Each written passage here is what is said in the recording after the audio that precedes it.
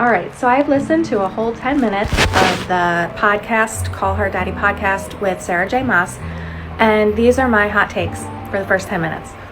I have only read the ACOTAR series, so I am honestly fairly new to the world of romantasy, fantasy, and romance, and of course Sarah J Maas as well. So I think it's kind of interesting that I loved hearing her talk about her process of writing Throne of Glass at age 16 and then starting to talk about how she got into progressing that and then eventually getting published. So I love hearing the story of how people start out and then of course how they actually make it.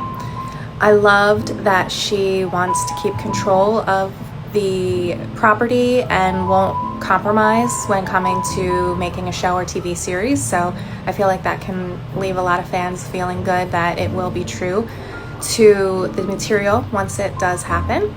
And then the other thing I might get some hate for, but honestly, listen, it's a good thing. But it's something I noticed.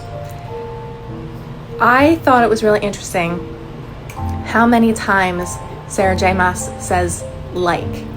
I noticed that I am also someone who I have to teach and speak in front of people sometimes, and I've been told certain words that I say over and over. So I noticed that she says like a lot.